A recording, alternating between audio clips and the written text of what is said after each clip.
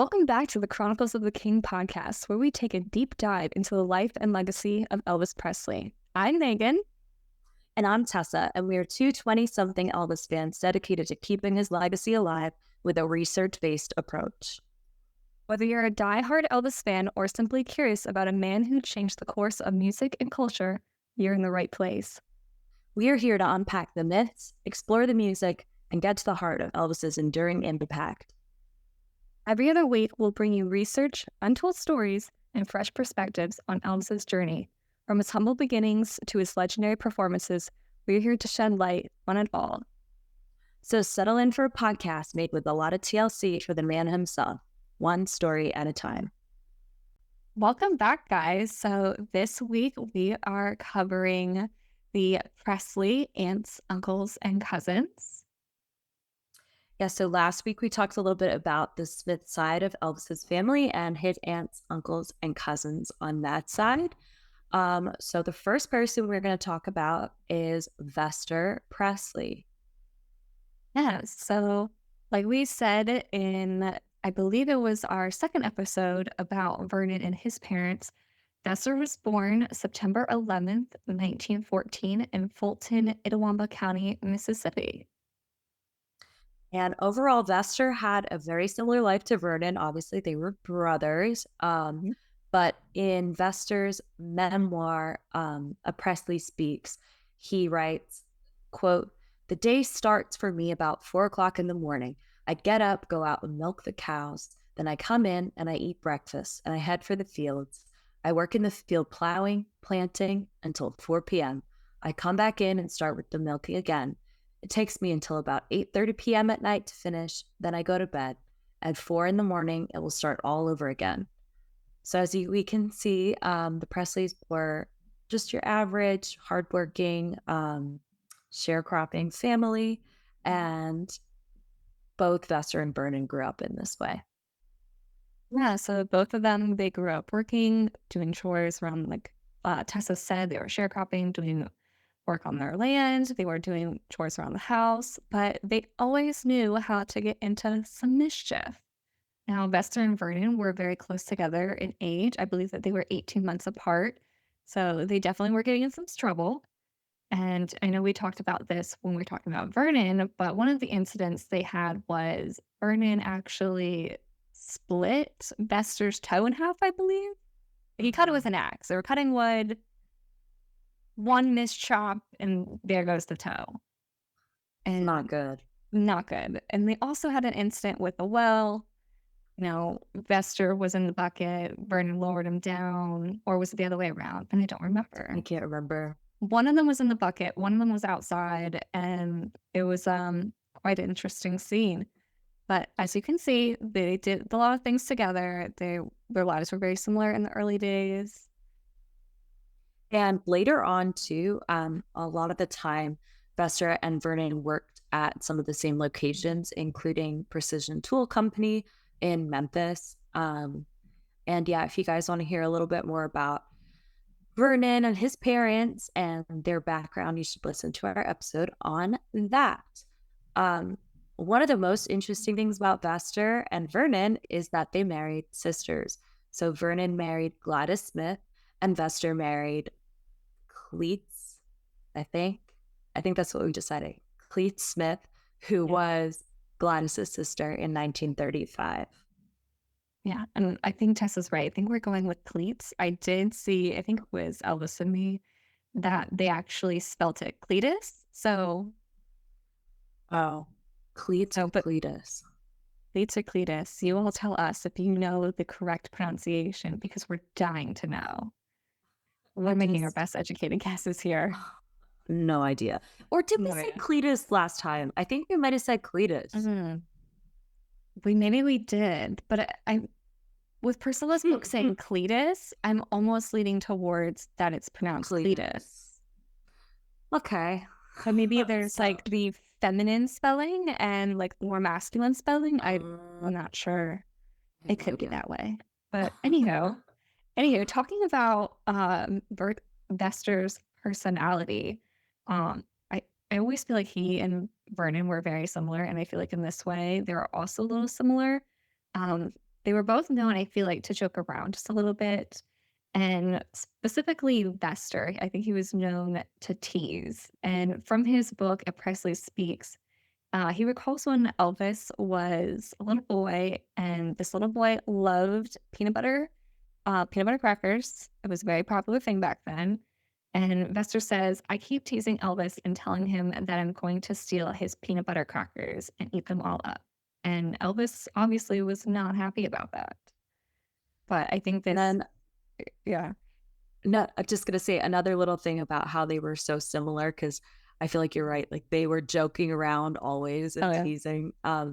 They actually, so before Vernon married Gladys, Mhm. Vester dated Gladys, Yeah. and then Vernon was dating Cletus. So they kind of did a little switcheroo. So not only did they have a similar sense of humor, they had a similar taste in women, apparently. I Which I wonder when the swap happened, when they're like, you know what, let's switch. This is now working out. I think it says something about it in Elvis and Gladys, but I don't remember the Okay. precise date. But Hmm. I feel like, they had to be pretty close. Like you said, they were close in age, Absolutely. they were close in personality, and um Vester was pretty important in the Graceland lore. So Yes, he was. So kind of backing up a little bit, following the journey. So Vester eventually did move to Memphis with Gladys, Vernon, and Minnie Mae, but he did not do that right away. So the Presleys, they moved there in 1948. Vester and his family kind of hung back in Mississippi for a while, taking trips to Memphis every so often. And it was eventually Gladys who convinced, I guess we're going with Cletus. Sure, we're going with it. Convinced Cletus that they should just make the move. And at first, Vester did not like it. He was not getting used to the big city change. But then eventually our story catches up when the Presleys bought Graceland. yes, so this is when Vester becomes sort of important, alongside um, Gladys's brothers Johnny and Travis. Vester was one of the very first gate guards at Graceland. And in Linda Thompson's book, she talks a little bit about how Vester was a bridge between Elvis and his fans. And she recalls an incident where she was the fan, which is Yeah. kind of interesting. She writes that she took a calendar up, an Elvis calendar, to the Graceland gates. And she writes, quote, Vester took my calendar up to the house while I waited excitedly at the gate. I just think that's interesting that he connected, Mhm. people probably felt excited that they were meeting someone who was related to Elvis, and could get them, maybe they hoped he could get them into the house. And, um, it's just interesting that he was willing to do that for his Yeah. nephew. I don't know.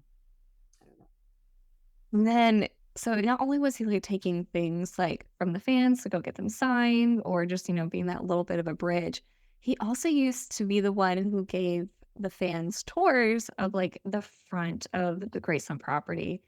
And so anybody who's gone to Graceland, there's that pink Jeep.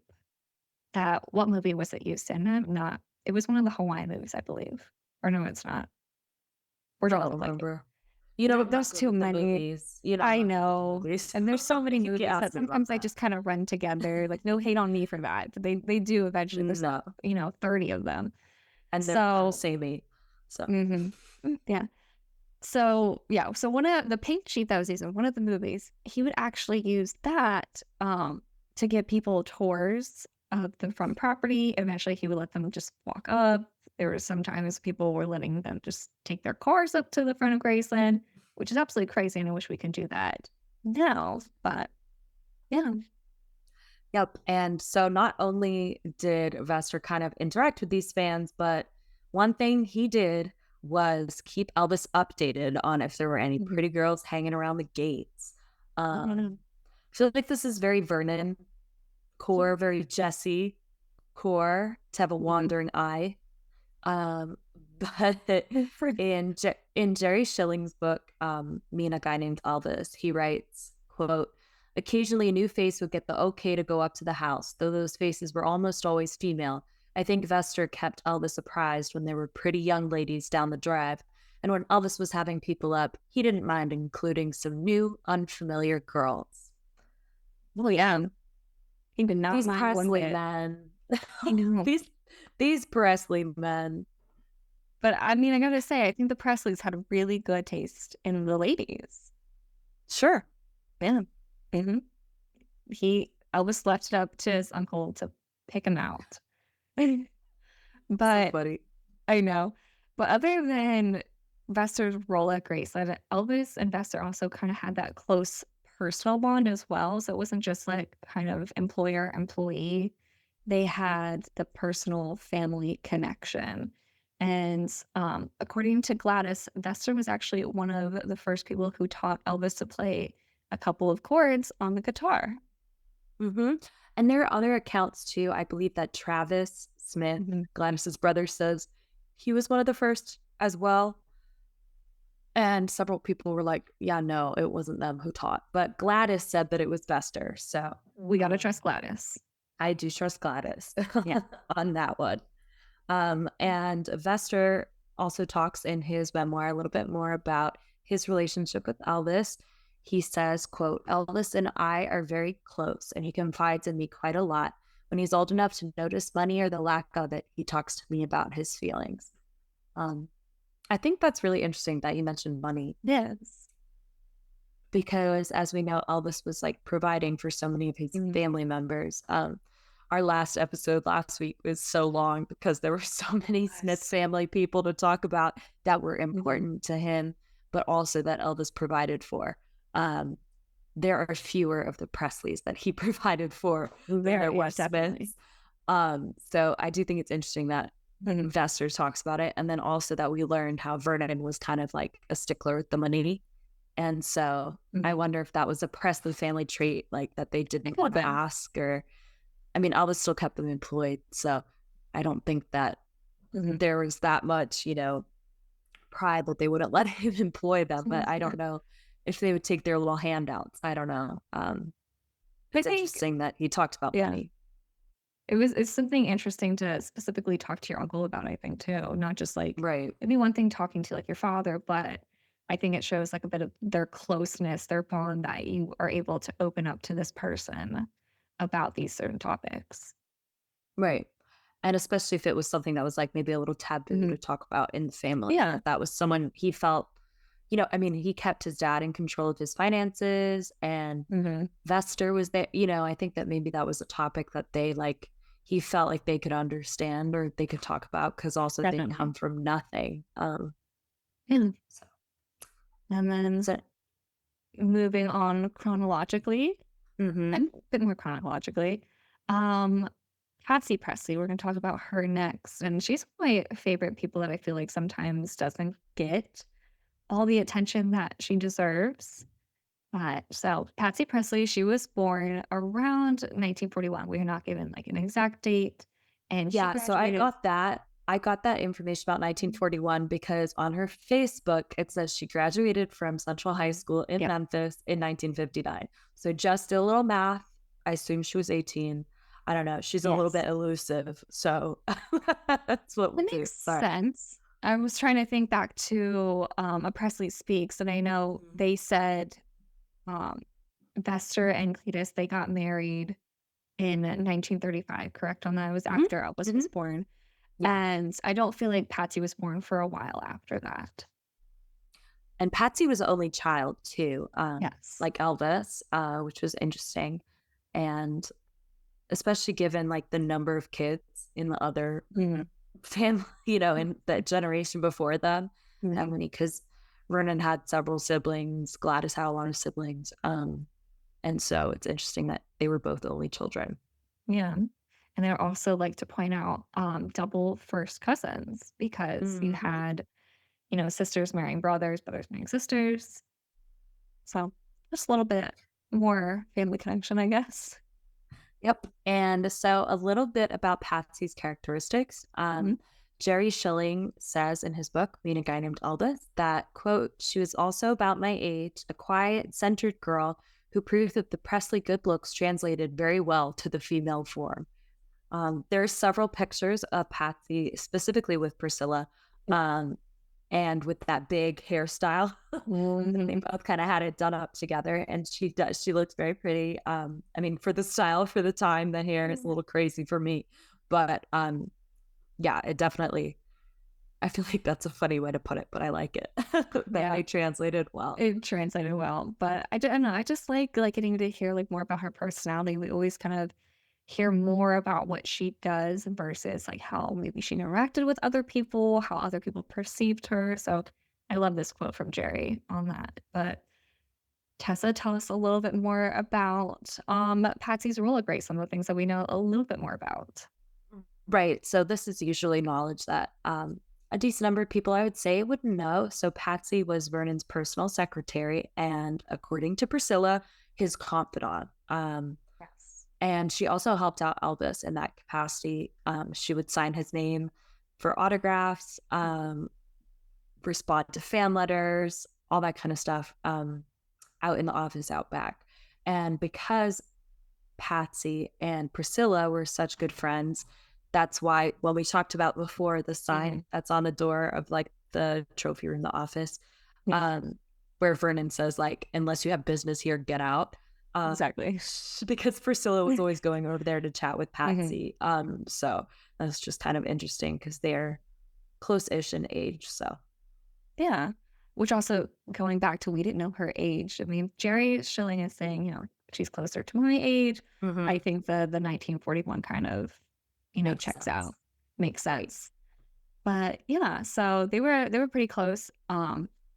Priscilla and Patsy. I know Priscilla is quoted as saying, "We were close, and after school, I would go into the office to talk with her and Becky." And Becky was the other secretary. And again, that's kind of what led to Burden sign there, but I think for Priscilla, she found like a good friendship in Patsy, and I think that also kind of testifies to Patsy's character. Right. And so they would go, Priscilla says that they would go out and about and do things in Memphis. They would go for drives, they would go to a drive-in movie theater, they would go bowling. And Priscilla says, quote, "My only relief was Patsy Presley, and I went to her every chance I got."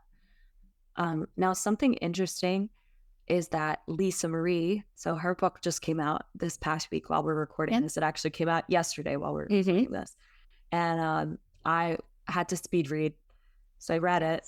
Yes. And Megan has not read it, but we added Is not it yet, right not now? yet. She I need a got it. She quiet got it. moment I'm to sure by take the it time all the in. podcast comes out, right? Well, I read And it. so I just thought it was interesting because in Lisa's book, she talks a little bit about Patsy. So this is not a super spoiler, okay? It is just Yeah. information from Lisa's book about Mhm. her relationship with Character witness. Patsy. Yeah, a character witness. So this Mhm. is just a little something from Lisa Marie and Riley Keough's book, From Here to the Great Unknown. So she writes that, quote, "Aunt Delta always said that my cousin Patsy was my surrogate mom." And she talks a little bit about staying at Patsy's house after, I can't speak, after her father had passed away, and how Patsy became kind of a mother figure to her, and how they enjoyed a lot of Southern cooking, and how that would bring her back to Memphis, to this place she felt so safe as a child. So I just thought that was interesting. It seems like Mhm. Patsy's a nice person, but kind of quiet, reserved, like Yeah. doesn't even her Facebook that I tried to stalk is Yeah. not full of information. And there aren't very many pictures of her recently. She's kind of like lays low. Um, Yeah, but but she's she's still around. Mhm. She's carrying on, I guess, the Presley memory, even though she's I would not. love to know. I would love to know if Well, she and Riley are in contact. I know, or if she read the book, what her thoughts are right now. I would love to talk to her. Yeah. Anyway, anything Lisa Marie had to say about Patsy was positive. Yeah. There was all good things, and seems like Priscilla as well. The only things she had to say were positive things. Mhm. And this was one of the things. One of the stories was about fan mail and receiving Oh fan yeah. mail, and someone said that they were sure that Vester probably got Elvis's cousin Patsy to sign it for her. Wait, I think on a for regular basis, she was probably signing yeah. things. She probably got pretty good at it too. But, Patsy and her husband, Gigi Gamble, lived, in the cottage behind Graceland for a while. Mhm. So I think she was one of the closest people in Elvis's life. I think she was obviously close to Vernon. She was close to Priscilla. So even though I feel like she didn't stick out like other people, like Aunt Delta, who we were getting ready to talk about. I think she still had that presence at Graceland in Elvis's life that had a positive impact. And clearly, like, if Lisa Marie is talking about her as Mhm. a surrogate mom, like, they had to have maintained like, Elvis and Patsy had to Absolutely. have maintained some kind of close relationship, uh, Hmm. for her to be so close with his daughter. Um, so I think she's just a private person, it seems, I think so um, too. unlike some people. Unlike Some some people are people. not so private. They're way Yeah, public. very. And we appreciate that too. We like Oh, to yeah, get all the it's information we interesting for can. us to read. Yeah, right. Exactly. Well, our next figure is Aunt Delta. I think everybody has heard about Aunt Delta. There's no Mhm. missing her. I think almost everybody writes about her because she is such a strong figure in Elvis's life and in Graceland. And to kick us off, so she was born Delta Presley Biggs, and she was born in Fulton, Mississippi on the 19th of June, 1919. Mhm. And after, her husband, Pat Biggs, passed away, Delta moved into Graceland, and her room was the one that's off the kitchen. Mhm. Um, and she did not have any children of her own. Yeah. So if you see that like door in the kitchen of Graceland and just wondered like where does it go? Go St. Delta's room, which And you can there's some also pictures recently, right? Like yep. Riley Keough posted some pictures from the day she did the interview with Oprah Mhm. that like were taken in Aunt Delta's room. Yep. So kind of cool. Pretty cool. But okay. As for Aunt Delta, the thing I think everybody knows about her is always going to be her personality. And Mm. the one thing that people say most about her is that she was known to be kind of cranky, outspoken, and, she let like a few choice words slip every now and then. So mean. And and Linda Thompson, in her book, A Little Thing Called Life, she says, Aunt Telta was a cankerous vocal presence at Grayson. Though she softened in the years after Elvis's death, Aunt Telta always had a little bottle tucked away, which is probably a part of the reason is she had such a loose tongue. I think that sums it up pretty well. Yeah, and then we have some other, like, character Oh, stuff, yeah, which is just it's just so funny, like, we just wanted to share this, like, view of it seems like definitely. everybody not everybody, but they try to characterize Aunt Delta as a little sassy. So Yes. in Jerry Schilling's book, he says, quote, "I don't think that anybody who knew Delta would describe her as warm and welcoming. In fact, she was fairly nasty, and after a hit from her secret whiskey stash, she'd start cursing anybody out that Mhm. she laid eyes on, except Elvis, of course. Yeah. Luckily, for some reason, she liked me too, and I didn't get cursed at nearly as much as some of the other guys." And this Yeah. kind of just goes back like some of the other guys. So Marty Lacker in Alana Nash's book, Elvis and the Memphis Mafia, he Mhm. said that like she was always mean to him and said, "I don't like you." And that he asked her, like, "Why don't you like me?" And she said, "I don't know, I just don't." And Just so being honest. she was being honest. It's kind of funny. Mhm. But no, and then Billy Smith says Delta had a horrible temper and she drank too much. And of course, Elvis didn't want any whiskey around Graceland. So I think that's why she kind of tucked it away. It was hidden there. Right. And kind of this, even family, it's not the Smith family now, but there seemed to be a little Mm, bit of alcoholism on this Presley side now too. yeah. Um, so Lisa Marie talks a little bit about Aunt Delta in her book as well, and I just added these little quotes from the book. So don't cancel me because they're not spoilers. I don't think it's just Direct witnesses. information, right? Yes. So Lisa Marie writes that, quote, Delta was a diabetic alcoholic, so she was a wild card. She had a horrible mouth and was very vocal about everything. She didn't have a lot of good things to say, but she was very, very funny. She was put in charge of me for a little while, but she just couldn't control me. And there's another story. Do you want to share this one? It's pretty funny. That Okay. Aunt Delta was given a dog by Elvis Yeah. and Edmund, and apparently there Edmund. were multiple Edmonds throughout the years. Yes. And he, as you said, is buried at Graceland. So Mhm. No story about Aunt Delta would be complete without talking about Edmund. I mean, everybody knows him. But this is also from Lisa's book. And again, these are like character witnesses. These are not things that are new. So she is saying, my dad had given Delta his Pomeranian, Edmund. If you came anywhere near her room, that dog would start barking, growling, going crazy. Later, once the tourists started coming through, she would still walk through the house in her bathroom, in her bathrobe, yeah. carrying Edmund, run into visitors and say, "What the hell are you looking at, you sons of bitches?"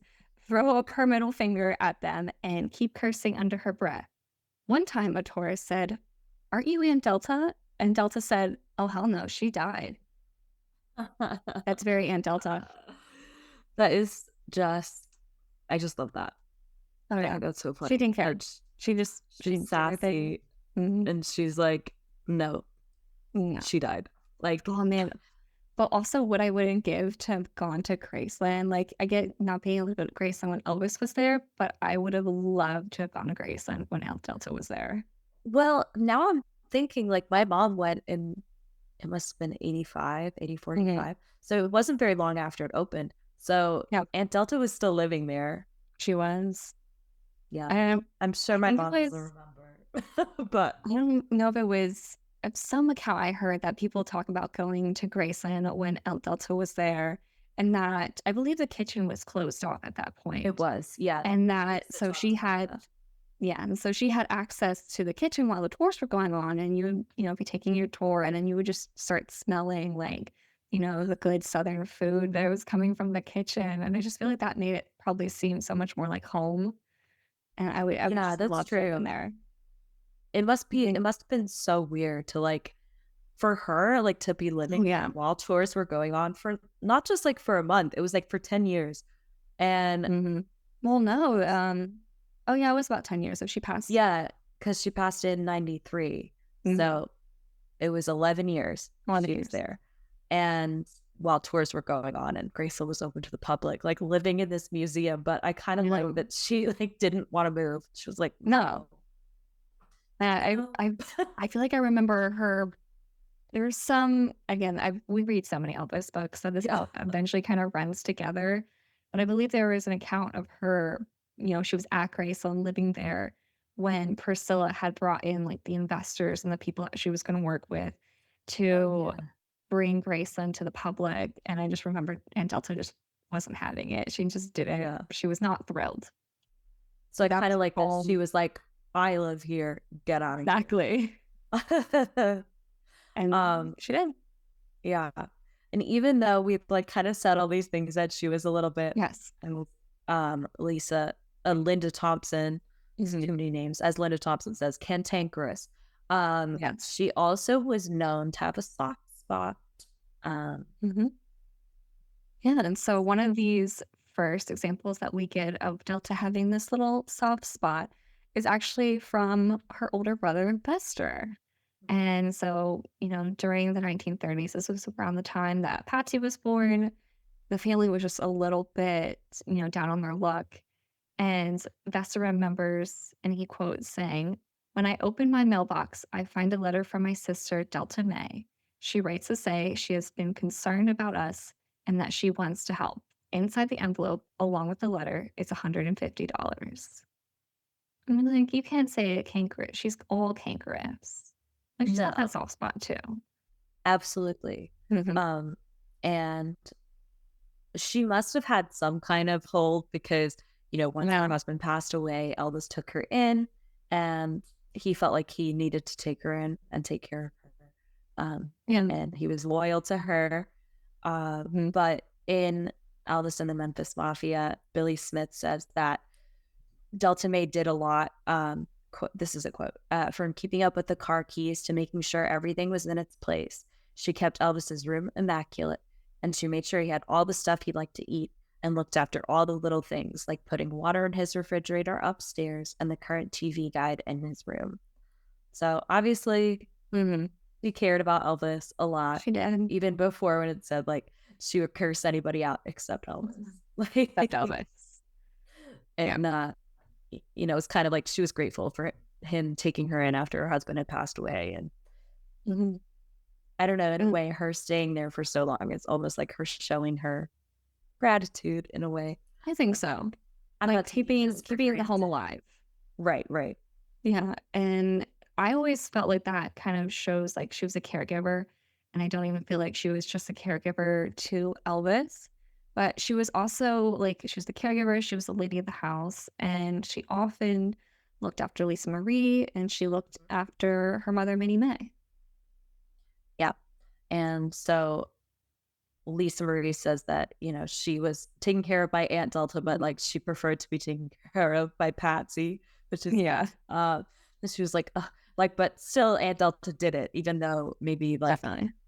Lisa didn't really want that so much. But she took care of Minnie Mae, and yeah, it's just kind of interesting. And like we said, she Mhm. lived at Graceland until she passed away in 1993. Yep. So that was a long spiel about Aunt Delta, but again, there's so She's much to an talk about her. icon. She I kind of is. like her. I I like do her too. vibe, and I feel that Mhm. I kind of resonate with.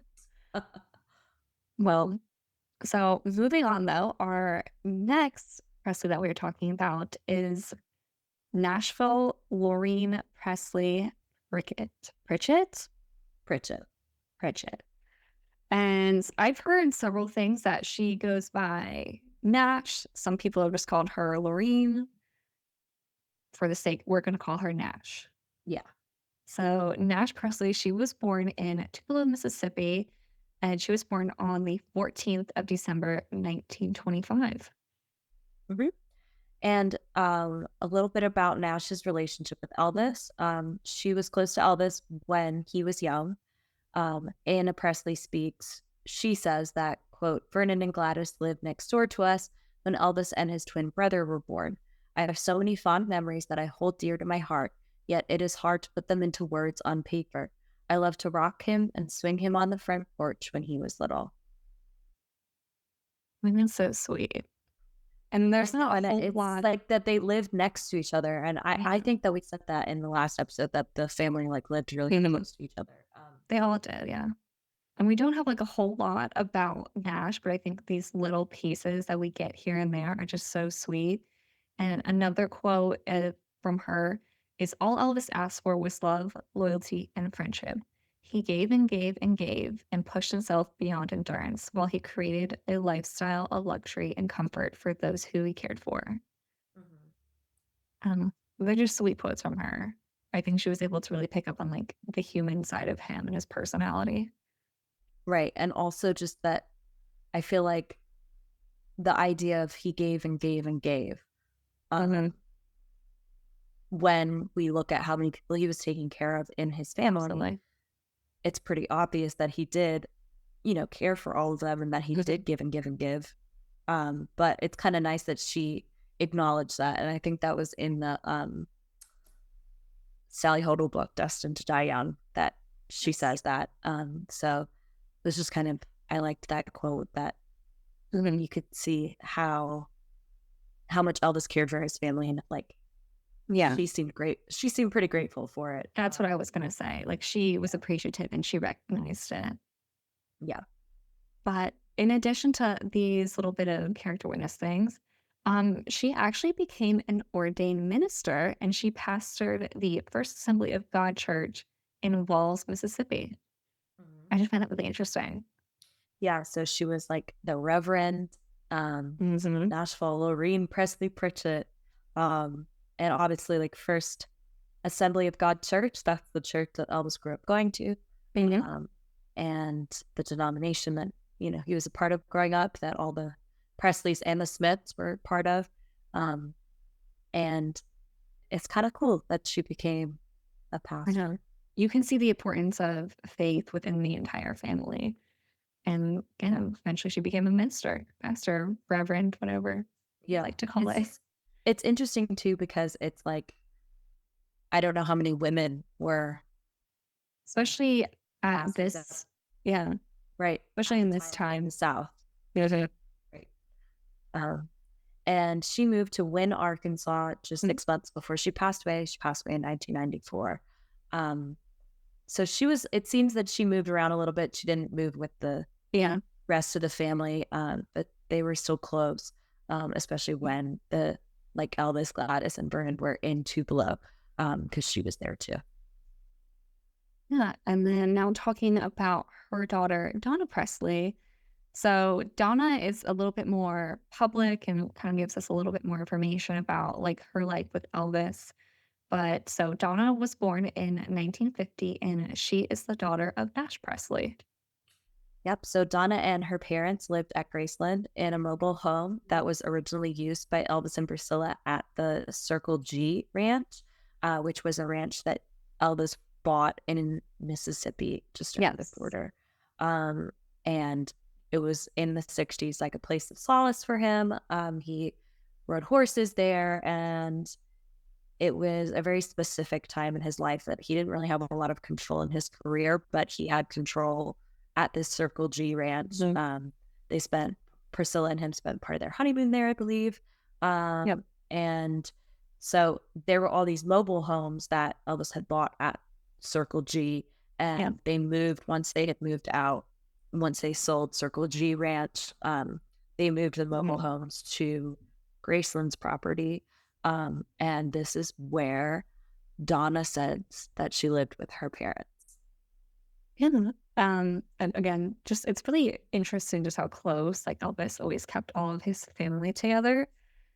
Also, I'd like to know where all the other mobile homes went because there were a lot of mobile homes on Circle G. Right. And she says specifically this one that they lived in was the one that And had been used by Elvis and Priscilla. So like it was yeah. decked out Oh yeah. because it was just to his taste. High end. Yeah. Yes. Quality with a K, Quality. as my dad would say. Quality with a K. Yeah. We're using it. It's gonna be the catchphrase now. But okay. So and Donna also mentions her mother, her grandmother, Dodger, and Aunt Delta. And she is actually quoted as saying, three strong Presley women who all meant so very much to Elvis and to me. All three had a tremendous impact on our lives. They taught both of us to have a strong faith in God and follow his teachings, to love family with all our hearts, to be kind, loving, and generous, and to help others. Elvis spent his life following the teachings and ideas of these three fabulous women, and I spend every day of my life doing my very best to do the same thing and teach my children and grandchildren to do the same. Right. Like that. So Donna is pretty active on Facebook, and she Yes. attends a lot of different events and stuff. So this was from a picture that I Mhm. will post, that's of Dodger, Aunt Delta, and Donna's mother Nash. And I think it's just interesting how this family was really a little bit run by the women. It really Um, was. Even if we think about Gladys and Vernon, like Mhm. she kind of is the one who got it together. I think so. Um, and You know, one really of it stepped up. mhm. Like when Mhm. Vernon went to prison, like she That's what I stepped was gonna up, say. right? Yeah. Like, and she had to. She didn't have a choice. Mhm. So it's interesting that Elvis came from these families where like Yeah. they had these strong women in them. Mhm. And even if you're talking about like Dodger, Minnie Mae, and Delta, like they were after Gladys' passing, like they were the ones who ran the home. They ran Graceland. And I think they kept everything orderly. Like the men were probably out to like Elvis, he was doing his work. Vernon was out back doing his work. But like they were the ones who kept Graceland running, kept Graceland functioning, kind of organized life to say. Mm-hmm. And always made sure that all the food Elvis liked was there, and that Yeah. and when we think about Dodger too, like she was left by her husband. And Delta didn't have any kids. Her husband passed away. Like mhm. it's kind of interesting that Nash was a pastor. Like, okay, Yeah. like it's just kind of interesting women on these different sides of the family for sure. No, I like it. I like it a lot. Yeah, I me too. And we said there wasn't a whole lot of Presleys to cover, so those were the ones we covered. We covered Mhm. Vester, Patsy, Delta, Nash, and Donna. Mhm. So, And as we can see, like Elvis took care of so many people in his life, so mhm, many family members. He always made sure to give them some kind of income.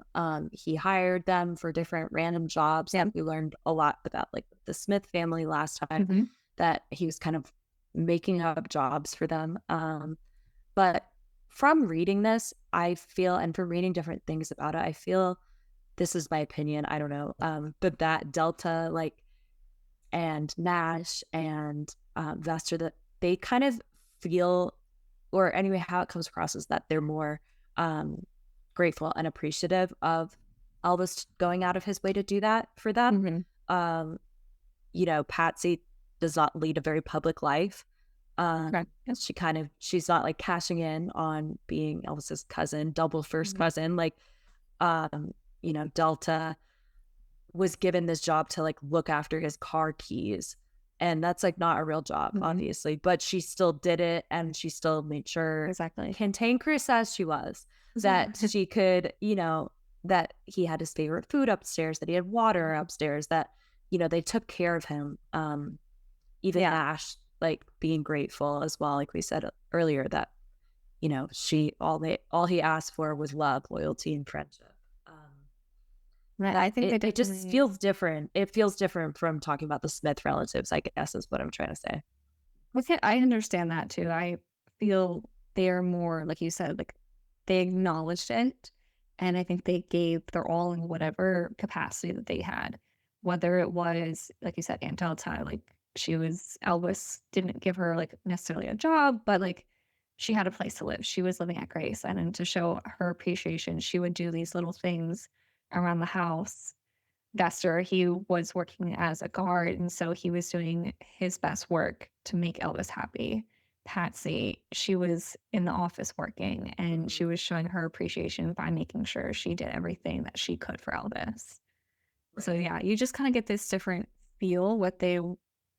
I could say it'd be like the Presley aunts, uncles, and cousins, or maybe had a more consistent presence in Mhm. Elvis's life. And I think the Smiths were, from what we learned a little bit in doing the research, is that obviously there were just more of them. Oh yeah. Um, because like Delta didn't have any kids. Hmm. So that cuts down, and there were five Presley siblings, It's five. and Gladys was one of seven. So there's Mhm. just fewer of them, fewer cousins, fewer aunts, fewer uncles. Yep. And Everyone had it's fewer just kids. right, fewer kids. And it also, although we did talk a little bit about Aunt Delta maybe having some alcoholism, and being an alcoholic, it Mhm. doesn't seem like it's for every single person No. like it did when we looked at the Smith family. It Mhm. was like, oh, there's another one, like in a horrible way, it just, Mhm. Like, it almost it, ran in the family. It yeah, was like like more of a right in the genetic thing, family. like the addictive behavior. Right. So it was just interesting to contrast the Presley aunts, uncles, and cousins versus Yeah. the Smith ones. Mhm. I feel like the Smith ones are super important. Like Billy, obviously, at the end of Elvis's life, Absolutely.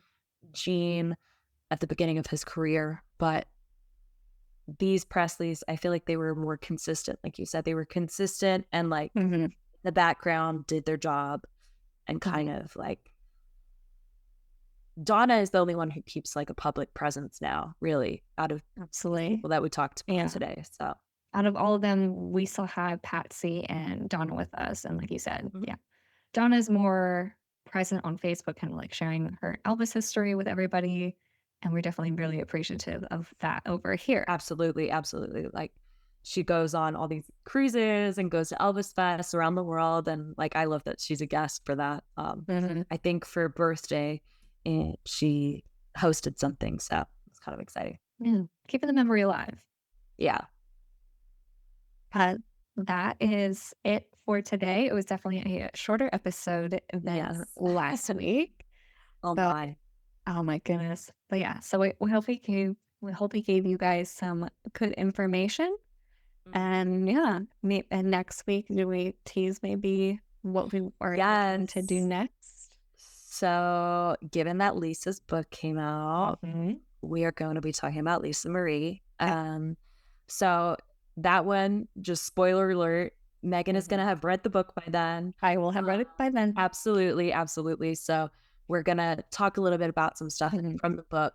I don't know that, So spoiler hopefully warning. it'll, yeah, spoiler warning. We are going to talk So if about you Lisa Marie and her book. So skip so it if skip it you if you haven't read it. don't, right. Or if you don't want Save to it know till until you're after done. you've read it. Right, exactly. In the meantime, if you haven't watched one of the other episodes about his family, whether that's about Gladys and her parents, Vernon and his parents, or the Smith aunts, uncles, and cousins, go watch that one. Mhm. All right. All right. Bye. Bye. That's all we have for today. Thanks for tuning into this episode of the Chronicles of the King podcast. If you love what you heard, please don't forget to subscribe, rate, and leave a review. Your feedback helps bring the King's story to life. You can follow us on social media at the Chronicles of the King for updates, upcoming series, and more. We'd love to hear your input and any of your favorite Elvis moments. Until next time, keep rocking and rolling, and we'll be back soon with more stories from Elvis's extraordinary life. With TLC, we'll see you on the next episode of the Chronicles of the King.